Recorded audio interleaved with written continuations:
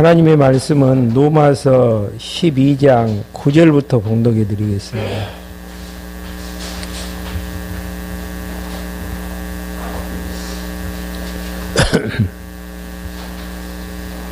로마서 12장 9절입니다. 사랑에는 거짓이 없나니 악을 미워하고 선에 속하라. 형제의 사랑으로 서로 사랑하고 존경하기를 서로 먼저하며 게으르지 말며 부지런하고 영으로 뜨겁게 주님을 섬겨라. 소망 중에 즐거워하고 환난 중에 참으며 기도에 항상 힘써라. 성도들이 필요한 것들을 공급하고 나그네 대접하기를 힘써라. 너희를 박해하는 자를 축복하여라. 축복하고 저주하지 마라. 14절까지 봉독해 드렸습니다. 로마서 12장의 본문의 내용은요, 하나님께서 모두가 다 불의한데 불의한 자들을 하나님께서 의롭다고 칭해 주셔서 이제는 죄의 종이 아닌 의의 종으로, 하나님의 종으로 이제 만들어 주셨기 때문에 신령한 예배 생활을 할 것을 명하는 부분입니다. 그러니까 12장부터 16장까지 풀어나가는 데 있어서 가장 중요한 접속사는 12장 1절에 나와 있는 그러므로예요. 그러므로. 하나님께서 죄의 종에서 의의 종으로 만들어 주셨기 때문에 이렇게 이제 하라는 이제 생활에 대한 부분들인데요. 자칫 잘못하면은, 결론부터 이야기를 드린다면은 이러한 내용들을 이원론적인 내용 가운데에서 하나님이 명령을 했기 때문에 내가 그 일들을 열심히 해야 된다라는 쪽에서 하나님이 명령하시고 내가 주체가 되어지는 내용에서 이제 행동을 한다라고 생각을 하면은 버겁고 힘드는 내용으로 이제 12장부터 16장까지 내용이 진행이 될 수밖에 없습니다. 그러지만은 하나님께서 의롭게 만들어 주셔서, 의롭게 만들어 주시는 과정 속에서 11장만 가도요, 11장 17절부터 18절 한번 봐보고 넘어가죠.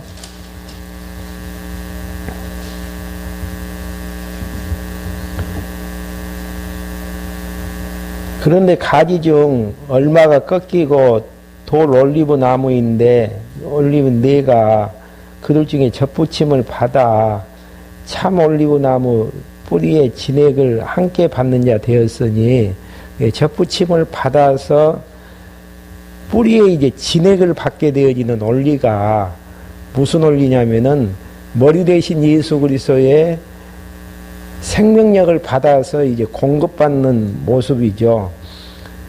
18절 한번 봐보시죠. 그 가지를 향하여 자랑하지 말라. 자랑한다 하더라도 사실은 네가 뿌리를 지탱하는 것이 아니고 뿌리가 너를 지탱하고 있다는 것을 기억하여라. 뿌리 대신 예수 그리스도가 가지를 지탱하는 것이지 가지가 뿌리를 지탱하는 것은 아니다는 것. 다른 말로 하면은 머리 대신 예수 그리스도의 생명력이 우리를 신령한 예배 생활을 하게 하시는 것이지, 우리 자신이 가지와 접붙여지지도 않았는데, 뿌리의 생명의 공급을 받지도 않았는데, 우리가 신령한 예배 생활이 하는 것은 아니다라는 것. 예수님도 이제 요한복음 15장 4절 5절에 보게 되어지면은요, 열매를 많이 맺는 것이 농장 주인이 기뻐하는 일인데, 열매를 많이 먹기 위해서는 가지가 나무를 떠나서는 아무것도 할 수 없다라는 거. 그 다음에 이제 그리스도의 종이 됐다라는 로마서 6장 18절 내용을 보더라도, 이제는 죄의 종이 아닌, 죄의 종 됐을 때는 누구 주인에 의해서 열매를 맺혔었죠? 죄의 종이 되어져서 열매를 맺혔지만은, 이제는 이제 6장 18절에 보면은 그리스도의 종이 되어져서 살아간다라는 이야기는 머리 대신 예수 그리스도의 통치를 받고 살아나간다라는 쪽에서 이론론의 사고에서 이 내용들을 해석하지 아니하면은 오해가 이제 많이 될 수 있는 부분들입니다. 그러면은 거룩한 이제 산제사를 드리는 내용 가운데에서 도대체 신령한 예배 생활이라는 게 뭔가 가장 기본적인 내용들을 지금 이야기를 하고 있습니다.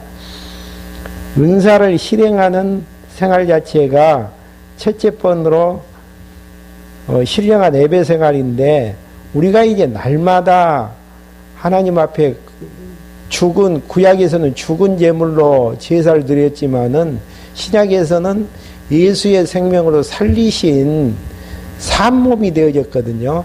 산몸으로 하나님 앞에 이제 제사 예배행위가 가능한데요. 첫 번째 예배행위는 은사를 실행하는 부분이 이제 12장 내용이 나와져 있는데요. 은사를 실행하기 위해서 은사 실행의 조건, 지난 시간에 12장 1절부터 8절까지 세 가지 요소를 이야기를 드렸죠. 첫째 번 요소가 무엇이죠? 은사를 실행하려면은, 거룩한 산제사를 드리게 되어지려면은 하나님이 기뻐하시는 뜻을 분별하라는 것. 뜻 분별은 뭐냐면은, 뜻 분별은 무엇을 통해서 가능합니까? 하나님의 말씀을 공부하는 데에서. 그러니까 뜻 분별이 안 되어진다라는 이야기는 둘 중에 하나예요. 공부가 안 돼서 그러든지 했던 공부를 망각하면서 살고 있든지. 근데 뜻 분별이 중요한 부분들이 아무리 열심히 거룩한 산제사를 드린다고 할지라도 하나님이 기뻐하시는 행위가 무엇인지를 알지 못한다면은 헛수고하는 격밖에 안 되어지는 것이죠.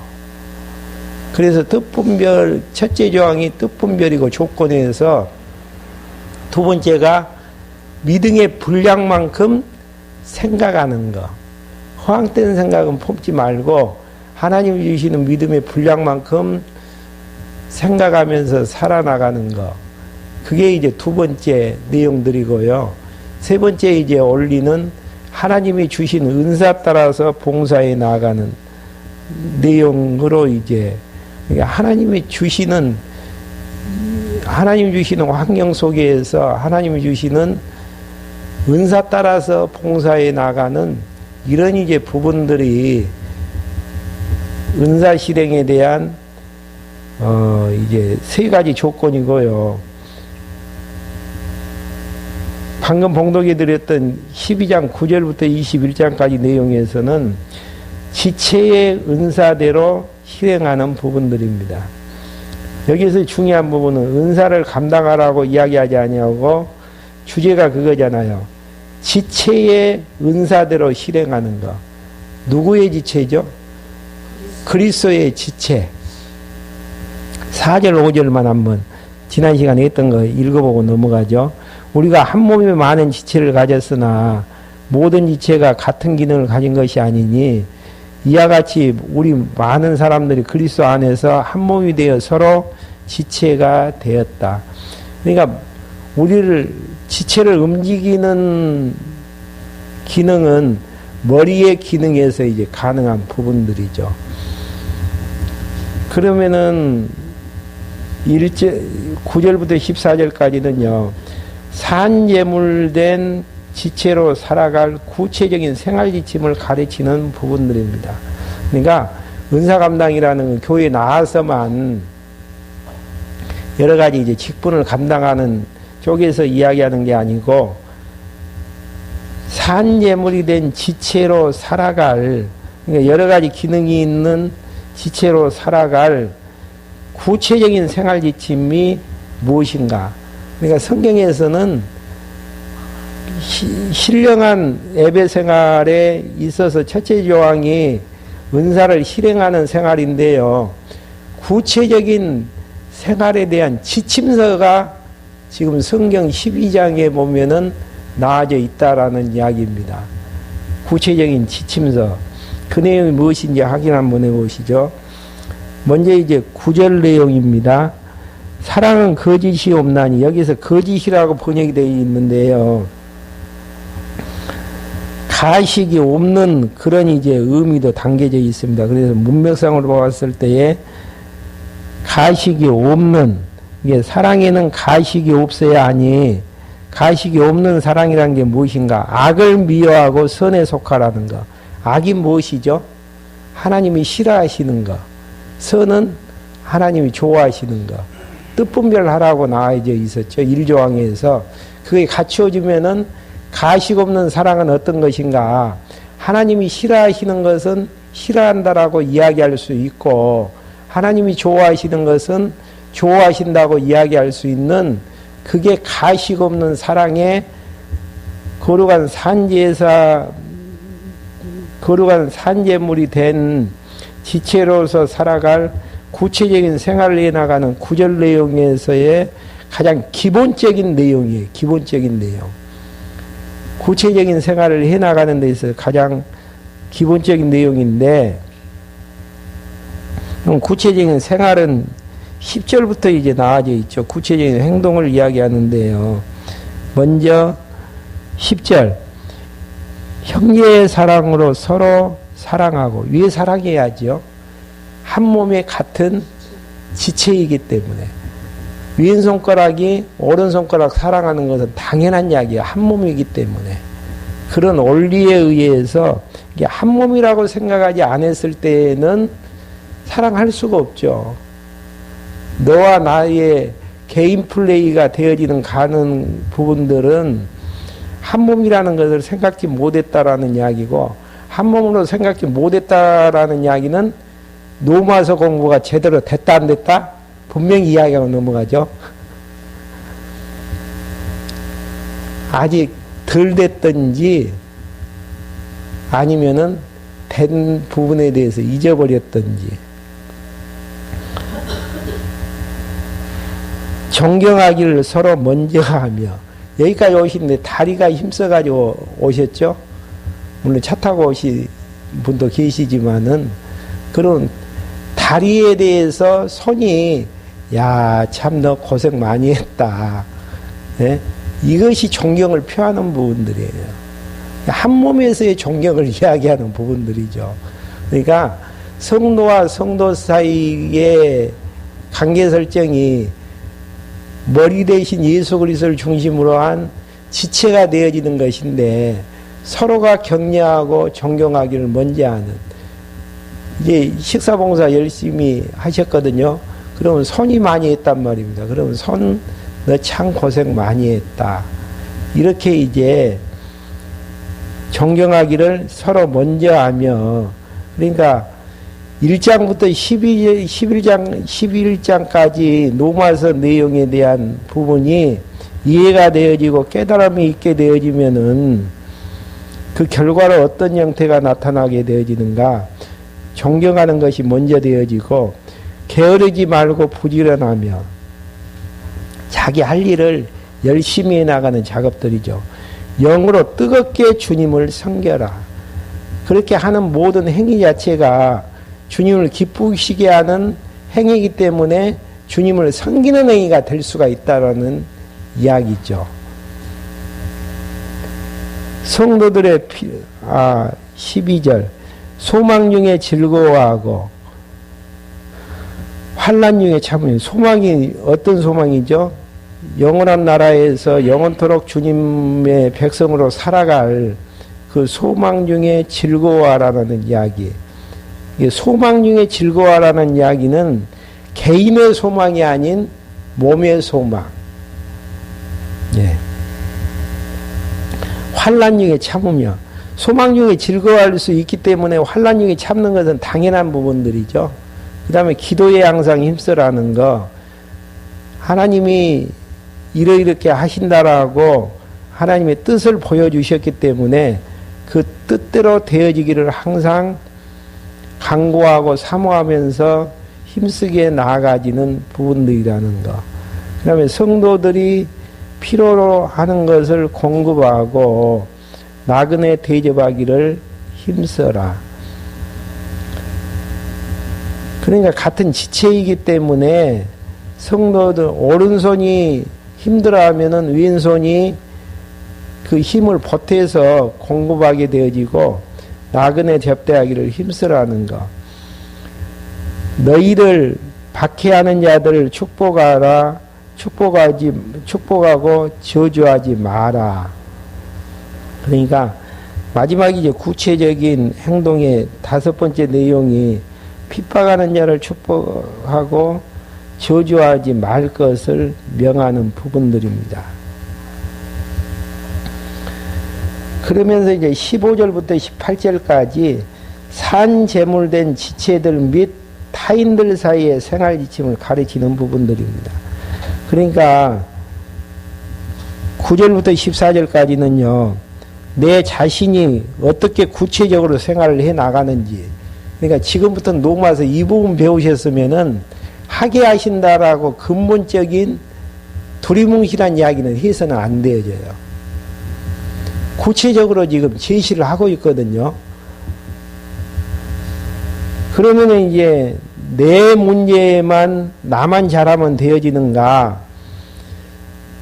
서로 이제 타인하고 그 다음에 같은 지체들 사이에 이제 행동 지침, 그러니까 지침들이 다들 나와져 있잖아요. 못하니까 문제가 되어지고, 못한다라는 이야기는 무슨 이야기죠? 못한다는 이야기는 생명 공급이 약해서 이제 못하게 되어지는 부분들이고요. 생명 공급이 약하는 이유는 뭐예요? 3가지 조건이 안 갖추어졌다라는 이야기고요. 3가지 조건 중에서 특별히 하나님의 뜻을 분별하는 거, 말씀 공급이 이제 안 되어지기 때문에 그런다라는 이야기죠.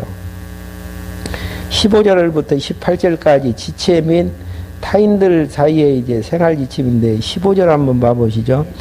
기뻐하는 자와 함께 기뻐하고 우는 자들과 함께 울어라. 오른손이 무엇인가를 성취를 했다. 그러면 왼손은 기뻐해야죠. 근데 이 부분이 잘 안 되는 부분들이에요. 기뻐하는 모습들 보였을 때에, 상대방이 보였을 때에 시기 질투가 먼저 발동이 되어지죠.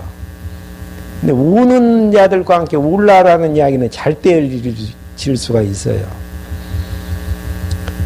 아직도 이제 어린 소치에서 이제 나아지는 부분들인데요. 같은 지체로서 기뻐하는 자들과 함께 기뻐하고 우는 자들과 함께 울라. 그 다음에 16절 서로 마음을 같이 하고, 왜 같이 해야지요? 한 지체고 한 목표를, 머리가 하나이기 때문에, 머리가 둘이면은 이분법적인 내용으로 이제 나눠질 수가 있지만 머리가 한 분이시기 때문에 서로 마음을 같이 하고 높은 데 마음을 두지 말며, 손가락이 높은 데 마음이 두면은 팔의 일을 할 수가 없는 부분들이죠. 그 다음에 팔이 높은 데 마음을 두면은 머리의 일은 할 수가 없는 부분들이지 않겠습니까? 그것처럼 문제는 시기 질투와 마음을 나는 너보다 더 낫다라는 그런 이제 자긍심 때문에 문제가 타인 사이에서 불화가 이제 생기는 내용들이죠. 오히려 낮은 자들과 사귀고 스스로 슬기로운 척하지 말라, 교만하지 말라라는 이야기죠. 아무에게도 악으로 갚지 말고, 여기에서 이제 악으로 갚지 말라라는 이야기는 희로운으로 번역할 수가 있죠. 그 다음에 선을 갖다가 덕스러운 모습으로 이제 이야기할 수가 있는데요. 희롭게 한다 그래서 희롭게 같이 대항하지 말고 모든 사람 앞에 선한 일을 힘쓰라는 이야기는 덕스러운 일로 일관하라는 이야기입니다. 그러면서 할 수만 있으면 어떻게 하라는 이야기입니까? 모든 사람과 더불어 평화롭게 지내라. 여기는 한 몸이기 때문에. 이런 것만 잘 이루어진다면 어떻게 되겠습니까? 공부한 보람을 느끼겠죠. 공부의 열매가 되어지는 부분들이고요. 근데 이런 부분들이 잘 안 되어지는 것은 근본적인 문제는 뿌리에서 생명력을 받아야 되는데 생명력이 약한 데서 이제 문제가 있을 수 있죠.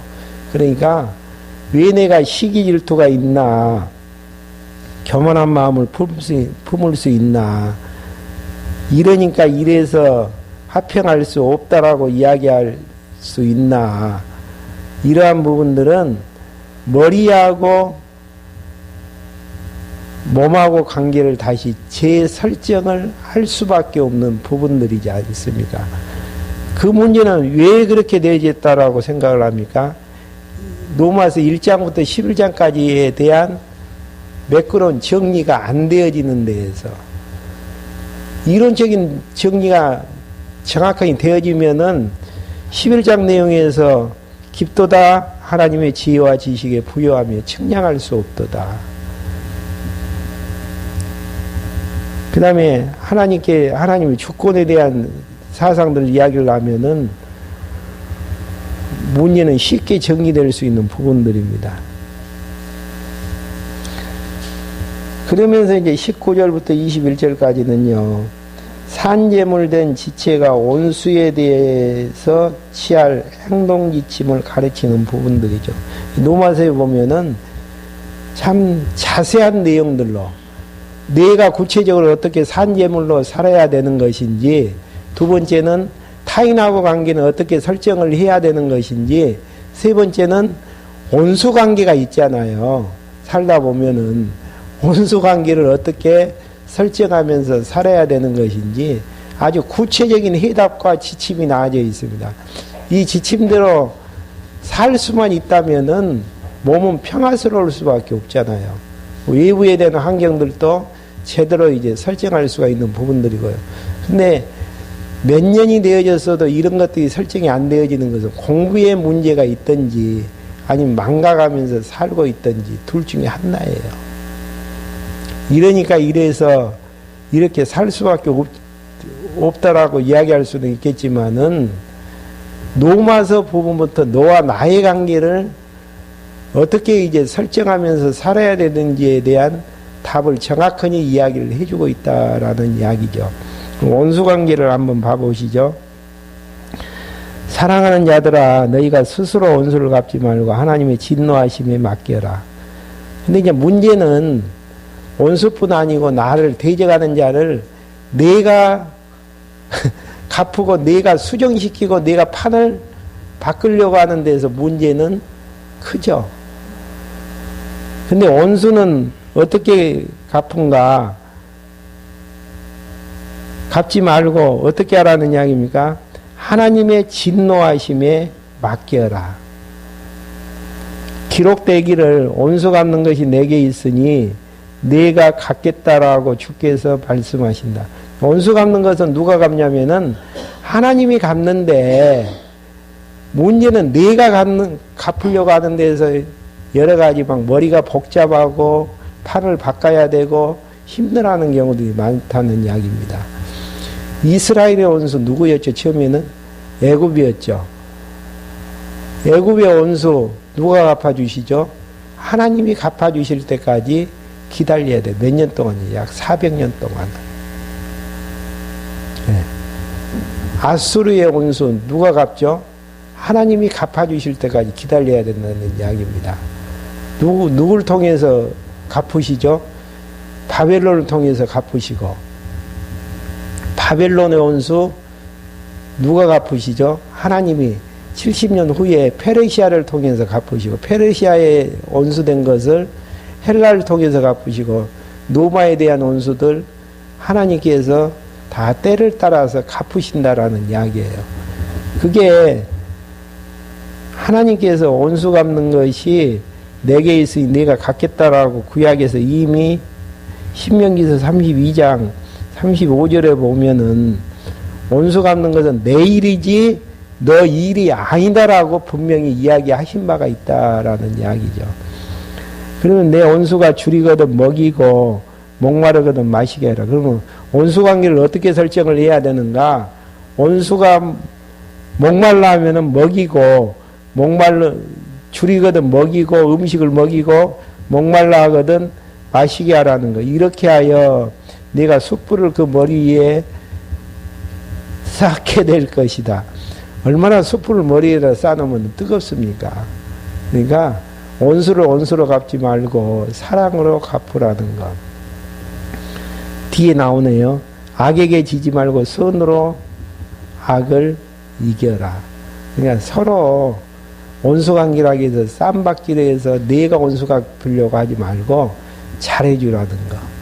그러면 언젠가는 하나님이 섭리하시는 약속인데 언젠가는 깨닫고 돌이킬 수가 있다라는 거. 온수를 피해서 멀리 가라는 이야기도 아니에요. 선으로 악을 이기면서 살라라는 거. 그러니까 악도간에게 패배하지 말고 하나님이 좋아하시는 은혜로운 행위로 승리하라는 거. 피해만 다니는 것만이 능사는 아니에요. 대적만 하는 것도 능사는 아니고요. 도리어 이제 신령한 예배 생활이라는 것은 도리어 은혜로운 행위를 통해서 상대방을 감동시키고 돌이키고 깨닫게 하는. 굉장히 어렵죠, 권사님?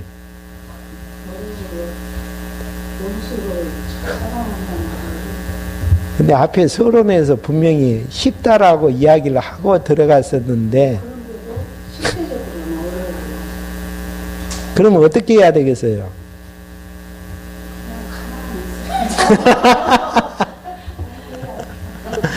가만히 있는 것만 해도 대단한 신앙이죠. 마음이 주어지지 않으면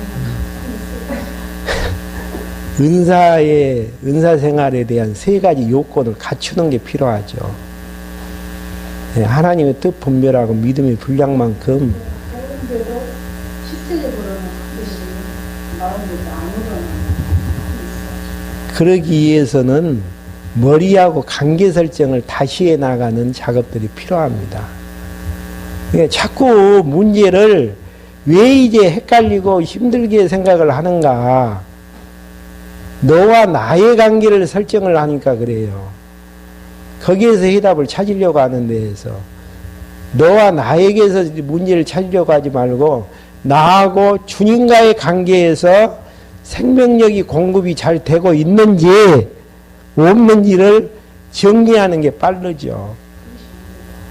이길 수 없다고 생각을 하면은 조용히 있는 게 낫죠. 그러지만은 흔들리지 않을 정도로 되기 위해서는 내 믿음을 키우는 작업들이 필요하다는 이야기입니다. 예, 내 믿음이 약해서 흔들린다라고 생각을 하지 아니하고 자꾸 상대방 탓을 하게 되어진다라는 이야기죠. 그러니까 문제는 머리 대신 예수 그리스도하고 관계에서 저 이야기가 아니에요 지금. 로마서의 논리가 그렇다라는 이야기입니다. 이러한 이제 지난 시간에 은사생활에 대한 가능한 조건을 이야기를 했잖아요. 뜻 분별하는 것은 말씀을 통해서 가능하고 믿음의 분량만큼 못 이겼으면 조용히 있든지 아니면은 그냥 불평불만을 하더라도 조금만 있다가 풀어가든지 내 믿음의 분량만큼 살 수밖에 없어요. 그리고 이제 관계 설정을 통해서 나하고 주님과의 관계 설정을 통해서 정리해 나가는 문제는 나에게 있다라는 해답이죠. 그 다음에 두 번째, 신령한 예배 생활의 두 번째는 제목이 무엇이죠? 상황에 대처하는 생활. 보통 힘들고 어려우면 어떻게 하려고 하죠? 우리의 본성은 판을 바꿔버리려고 하죠. 네. 환경을 바꿔버리려고 한단 말입니다. 그 나 앞에 있는 대적이 있으면은 어떻게 하죠? 죽어버렸으면 쓰겠다. 아니면은 없어졌으면 쓰겠다. 내가 제거하려고 하는 그런 이제 악한 습성들이 있는데 지금 현재 역사적인 배경으로 봤을 때는요, 어떤 상황이냐면은 지금 이 글을 쓸 때만 해도 로마의 통치를 받고 있는 상황 속에서 로마와 예수 믿는 우리와의 관계의 설정을 어떻게 해야 되는지에 대해서 답을 내리고 있는 부분들입니다. 노마가 힘들게 하면은 노마를 대항해서 싸워야죠. 보통은 싸워야 된다라고 답을 내려요. 근데 사도 바울은 성령의 감동으로 어떻게 이야기를 하고 있는지 한번 봐보죠. 먼저 이제 13장 1절부터 2절까지는 하나님께서 정한 위에 있는 권세에게 굴복될 것을 가르치는 내용입니다. 각 사람들은 위에 있는 권세자들에게 어떻게 해요? 복종하라. 복종하라라는 내용으로 이제 번역이 되어져 있는데요.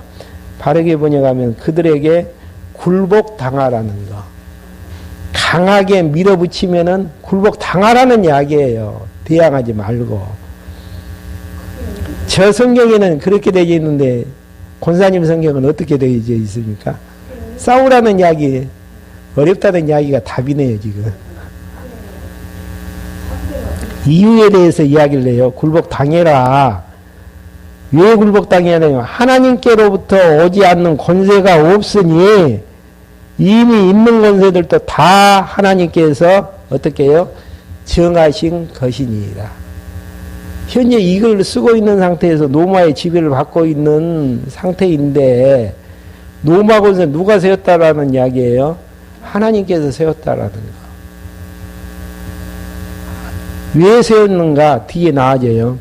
그러므로 권세를 거여가는 자는 하나님께서 정하신 것을 거여가는 것이니 거여간 자들은 스스로 심판을 받게 될 것이다. 지금 이 상황에서는 노마를 통해서 뭘 하려고 하나님께서 노마 세력을 세워놨죠?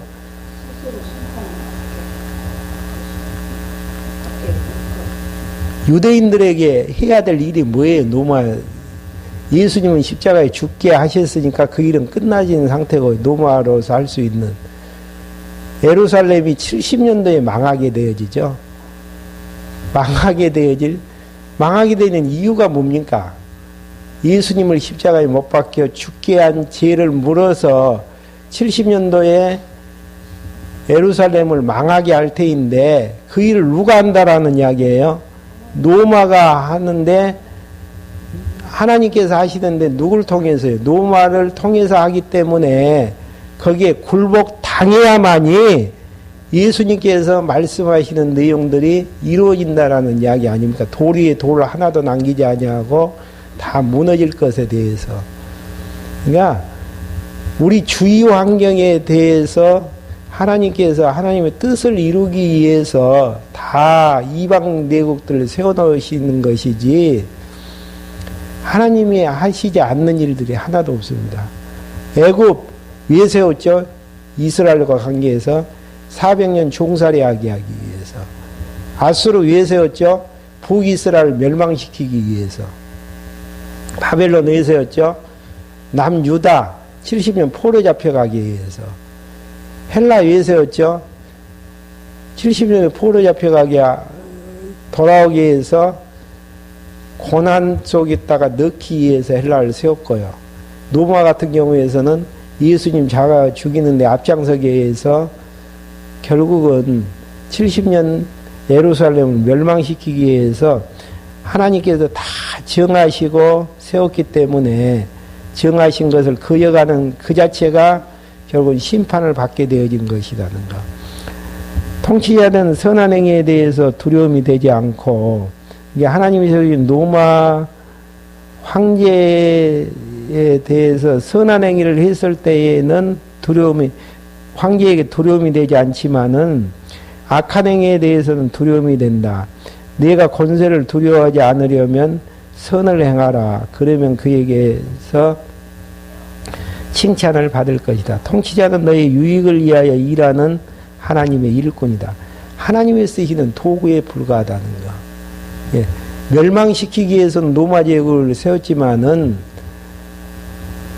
또 보호하는 역할도 이제 하나님께서 해 나가신다라는 거. 그가 공연히 짐을 진 것이 검을 가진 것이 아니니 그는 하나님의 일꾼이 되어 로마 제국의 하나님 일꾼이라고 하네요. 지금 악을 행하는 자에게서 하나님의 진노를 집행하는 자이다. 예. 예수님 오셔가지고 예루살렘 성이 멸망당할 것을 예언을 했죠. 예언을 했는데 그 일 집행을 누가 한다라는 이야기입니까? 로마 제국을 통해서 하나님이 해나가신다라는 거. 그러니까 하나님이 쓰시지 않는 도구는 아무것도 없다라는 거. 그래서 잠언서 16장 4절에 보면 악한 세력들도 그날에 쓰시기에 적당하게 세우셨다라고 잠언서에서 이야기하지 않습니까? 하나님이 안 세웠다면은 판을 바꿔야 돼요. 근데 하나님이 세웠기 때문에 판을 바꾸서는 안 됩니다. 왜 그러냐면은 다 그렇게 판을 만드신 하나님께서의 의미가 있기 때문에 그냥 순응하면서 사는 거예요.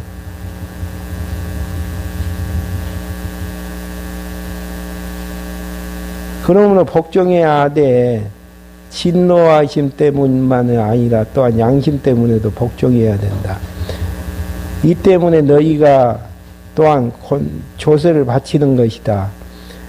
그들은 하나님의 일꾼이 되어 바로 이 일에 항상 힘쓰고 있다. 노마가 이제 조세를 받아가는 이런 부분들 하나님이 하신 일이라는 거.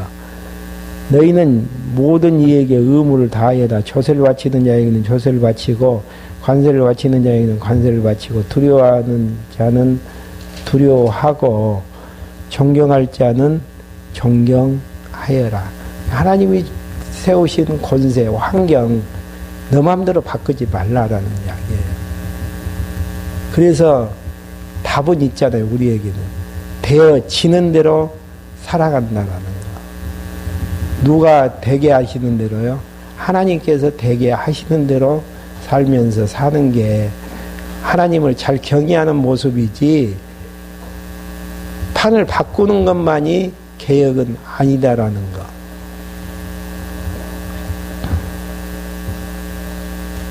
이게 이제 첫 번째 상황에 대치하는 생활이고요. 두 번째 내용은 이웃을 사랑하며 경성하는 내용이 상황에 대치하는 내용입니다. 그러니까 1절부터 7절까지 내용은 정치적인 상황에서의 대처를 이야기를 하고 있고요. 그 다음에 8절부터 14절까지 지금부터 나아지는 내용은 사회적 상황에서의 내용입니다. 예, 이 세상은 나 혼자만 살아나가는 거 아니잖아요. 나 혼자만 살아나가는 게 아니고 여러 이웃과 함께 더불어서 살아나가는데 그런 사람들을 어떻게 관계 설정을 해가지고 살아나가야 되는지 너무 자세한 내용으로 정리를 하고 있는 부분들입니다. 먼저 이제 8절부터 10절까지는 사랑에 빚진 자 빚만 지라고 사랑에 빚만 지라며 사랑은 율법의 완성인 것을 가르치는 내용입니다. 이웃과의 관계에서는 사랑을 베풀었을 때 어떻게 하라는 이야기입니까? 그 사랑에 빚만 지라는 이야기죠.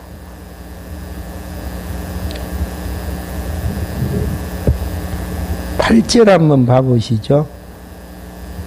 우리가 살아도 주님을 위해서 살고 죽어도 주님을 위해서 죽으니 아니죠.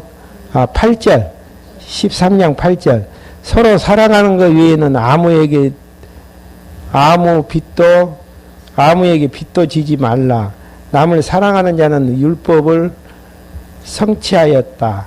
간음하지 말라, 살인하지 말라, 도둑질하지 말라, 탐내지 말라 하신 것과 그 외에 다른 계명이 있더라도 내 이웃을 내 자신처럼 사랑하라 하신 이 말씀 가운데 다 포함되어져 있다. 10계명 중에서요 1계명부터 4계명까지는 하나님 사랑에 대한 계명이고요 5계명부터 이제 10계명까지는 이웃 사랑에 대한 계명인데요 구절에서 나아진 것은 간음, 살인, 도둑질하지 말라, 탐내지 말라 하신 이 모든 것들이 내 이웃을 내 자신처럼 사랑하라고 하신 말씀 가운데 다 포함되어 있기 때문에 서로 사랑하면서 살라라는 거. 그러니까 상대방은 사랑의 대상이지 이용의 대상은 아니다라는 거. 싸움의 대상도 아니다라는 거. 왜 그러죠? 하나님께서 주위에 사랑하라고 다 이웃을 배치해 놓으셨기 때문에, 그러면서 사랑은 이웃에게 악을 행치 않는다. 너무 분명히 나아지기 때문에, 그러면 사랑이라는 게 도대체 무엇인가?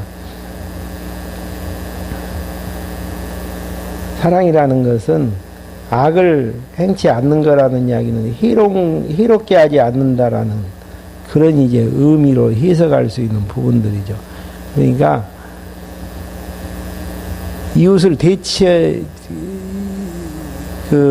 상황을 대처해 나가는 두 번째에 있어서 이웃을 사랑해야 되는데, 그 사랑이라는 것은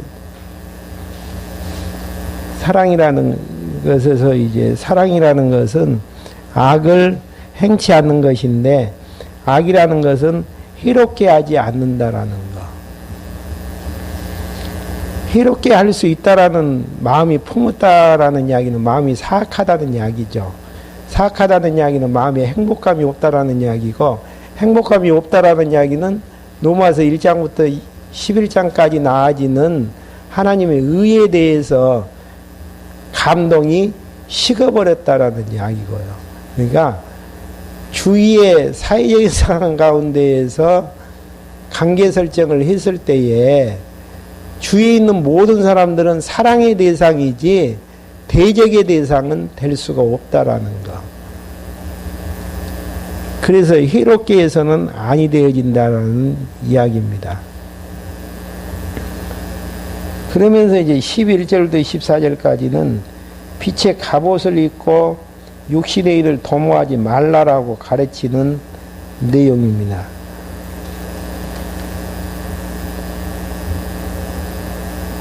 또한 너희가 이 시기를 알고 있으니 너희가 잠에서 깰 때가 벌써 되었다. 이 시기는 어떤 시기죠?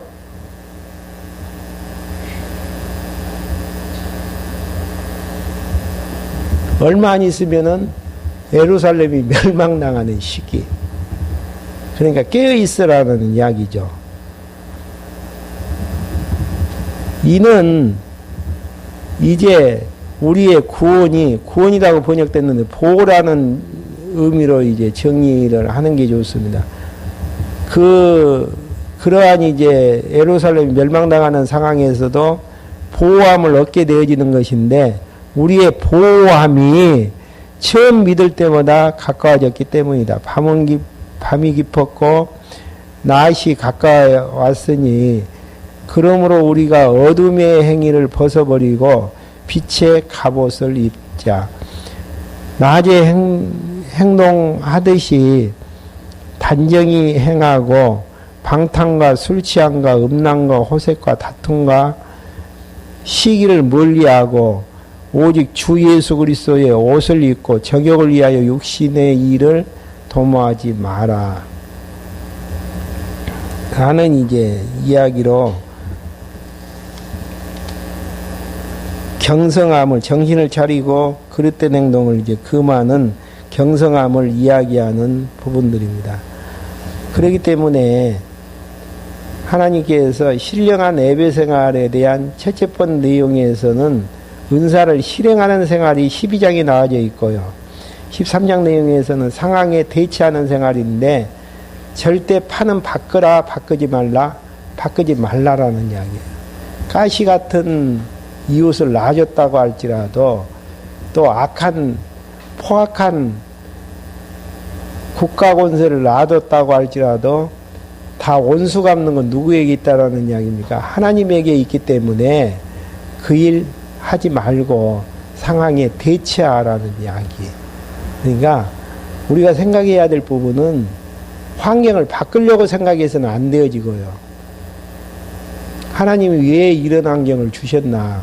답은 13장에 보면 답이 다 나와 있는 부분들입니다. 그 다음에 이제 세 번째, 신령한 예배 생활에서 이제 집중적으로 약자를 보호하는 생활에 대한 내용들입니다. 약자하고 신앙생활을 하다 보면 약자하고 강자가 있잖아요. 그러면은 우리가 거룩한 산제사를 드리는 입장에서 약자에 대해서는 어떻게 대해야 될 것인지 많이 부딪히는 부분들이죠. 한번 답을 한번 다음 시간에 얻을 수 있도록 하겠습니다. 질문 있으시면 질문해 주시고 아니면 마치겠습니다. 그러니까 구체적으로 어떻게 생활해야 될 것인가에 대해 답이 나와 있어요. 어떻게 생활하는 원동력도 다 노마서에 담겨져 있고요. 공부가 덜 되니까 자꾸 소란스럽고 혼돈스러운 부분들이지 정확하게 노마서 내용만 하나하나 읽고 넘어가다 보면은 그냥 순복하면서 하나님의 백성으로 살 수 있는 거라니까요. 기도하고 말씀 마치겠습니다. 하나님 아버지, 저희를 이 시간에 불러 모아주셔서 제약된 종으로 살아나갔던 저희들이지만은 하나님께서 예수 그리스도를 통해서 의의 종으로 만들어 주시고 의의 종으로 만들어 주신 것도 감사한데 신령한 예배 생활을 하기 위해서 참 감람나무에 젖붙이게 하여 주셔서 예수 그리스도의 생명의 피를 맛보게 해주심으로 공급해 해주심으로 그 생명력에 의해서 살아나갈 수 있도록 인도해 주심을 감사함을 드립니다. 저희들 부족하고 연약하지만은 할만하시거든 하나님의 뜻 분별하고 주님이 주시는 믿음의 분량만큼 생활을 해서 주님이 주신 지체 따라서 주신 은사대로 생활해 나가는 저희들로 인도해 주시며 노마서 내용을 공부함에 있어서 하게 되어지므로 갈등 없는 신앙생활을 해나갈 수 있도록 인도해 주시옵소서. 예수 그리스도의 이름으로 기도했습니다. 아멘.